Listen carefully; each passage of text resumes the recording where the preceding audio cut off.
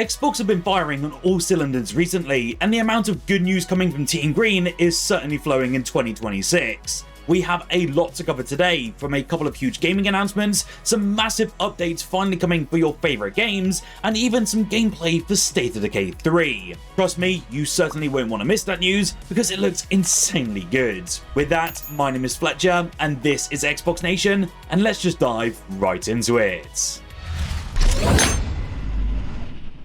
First up, it is totally worth mentioning that ZeniMax Online has finally announced that The Elder Scrolls Online is joining PC Game Pass, and it's going to be rather soon, and it will also become an Xbox Play Anywhere title. If you remember, ESO has never actually been available on PC Game Pass, as we've only ever had access to the console version, but that is all set to change on the 2nd of June.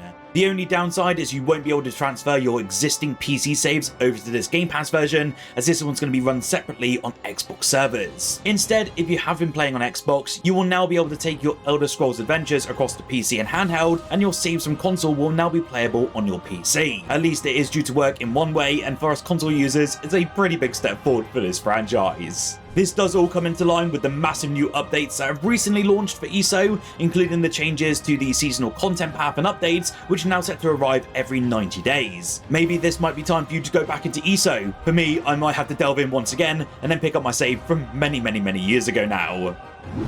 There's been a growing buzz lately around Xbox backwards compatibility, especially after the tease at GDC earlier this year that did hint at something potentially being on the way. The problem is nobody really knows what that actually means yet. It could be brand new titles being added to the program, maybe even support expanding onto PC, or honestly, it could be something completely unexpected. What made things a little bit more interesting though is a recent find from the Better xCloud account over on X. They've spotted a few older backwards compatibility titles briefly reappearing on the Xbox Store, only to suddenly be removed again shortly after. The games in question include the likes of Armed and Dangerous, Aegis Wing, and Prince of Persia: The Sands of Time, all of which have been previously delisted. At first, it kind of looked like the whole Armed and Dangerous situation might have just been a random store error, but now it seems the same thing has happened multiple times in a row, and it's starting to feel a little bit more deliberate in that case. The Better xCloud account has basically gone from just shrugging it off to wondering if there's something bigger going on behind the scenes,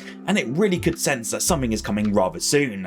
Right now though, of course all of this is just speculation, so definitely take it with a very big pinch of salt. This could be tied to whatever Xbox is going to be planning for backwards compatibility later this year, or it might just be some internal adjustments that don't actually lead to anything. I mean, we've seen stuff like this in the past and it's never really gone anywhere, but I have my fingers crossed. Personally, it's definitely caught my attention. Seeing games like Armed and Dangerous or even Prince of Persia: The Sands of Time potentially return would be a huge win for Xbox if they could do that this year. And even if nothing comes of it, it's still worth remembering you can still play these through your discs on the Xbox One or the Series X thanks to backwards compatibility. You just can't download them. Talking of big wins though, we had a huge update for Crimson Desert, which was PS5 exclusive until today. The latest string of updates have finally landed for Crimson Desert, and a rather large edition has officially been rolling out across both the Xbox Series consoles, and it is worth noting when it comes to the Series X in particular, there's been a notable improvement for the game's performance mode. It's mentioned within the patch notes for Crimson Desert patch 1.02.00 that the dev has now added a 4K upscaling option to performance mode on the Xbox Series X, and according to quite a few early impressions, especially on Reddit and even on YouTube here, it's quite the game-changing addition indeed. Visually, it looks like a massive upgrade, and it's pretty impressive all things considered. If you remember, Crimson Desert officially launched with 3 visual modes on the Series X, that being quality, balanced, and performance, but only the first 2 really leaned into that sort of 4K upscaling aspect. Performance mode in particular caught a lot of criticism early on, especially on the Series S, and you can still see what that was like in my earlier comparison video here on the channel. With all of the updates though, there is still a small caveat. To get most out of these improvements, you'll still want to have a display that of course supports VRR. Even before the update, the performance mode could dip into the mid-40s in certain situations. I've definitely been seeing it along my playtime, and it sounds like it might still be the case here and there. Alongside the performance tweaks though, the patch also fixes a VSync issue when jumping into the dashboard on Xbox, and then also improves FSR upscaling abilities across the board. It's kind of a nice bonus, and it's great to see them pushing patches so much. But talking of huge updates, we just got a huge update and showing for State of Decay 3, and you need to check this out. It's been a very long road now since State of Decay 3 was first revealed, and I think I've started turning more and more grey as the time has gone on, but we're finally starting to see some real progress. Undead Labs has dropped a pretty intriguing broadcast confirming that the game is gearing up for public alpha playtest, which is a very big step forward after years of silence, and we even got a glimpse of some real-time gameplay. The teaser itself doesn't really show us loads, but there were a few glimpses of gameplay alongside some concept art, and it really highlights how much the community is going to be involved in shaping this overall experience. The first round of playtesting, I believe, is set to kick off around May 2026, and there's going to be more than planned throughout the year. From what we've seen and what's also been teased by this video is that players can expect 4-player co-op, updated base building systems, new resource mechanics, and of course, plenty of combat. It seems a lot quicker, but there's something noticeably different about how it looks as well. There's also some massive changes to the UI, which is coming off a lot better this time, and there were even some more concept showings of some snow-covered landscapes and more, showing that we might have a bit more of a varied landscape this time. I would dive a little bit further into this one, but there are so many in-depth breakdowns now online from people within that State of Decay community who've actually played it as well, so definitely check out those videos if you want those real deep dives. If you do want me to do a deep dive on it though, do let me know, just comment below. It is worth noting though that if you want to get involved, you can currently sign up via the official site, although it's definitely being pretty hammered right now. I believe there's over 70,000 people in the Discord now, so quite a lot of people. It does sound like we're still a way off from release, and I do kind of expect it's going to be either towards the end of 2027 or probably 2028 for a release date, but at least things are getting moving and we got some form of a glimpse at this game after many years now. What do you think? Are you intrigued to see more? And are you still excited for State of Decay 3? Do let me know down below. If you own either an Asus ROG Xbox Ally or even an Ally X, now might be a good time to fire it back up, as Xbox has quietly added handheld support for another batch of games. In total, I think we're looking at around another 13 titles which are now playable on the go, so definitely not a small selection by any means. It's not the biggest drop I have seen so far this year though, but there are still a few solid additions here, including Aliens Dark Descent, which kind of feels like a great fit for handheld play.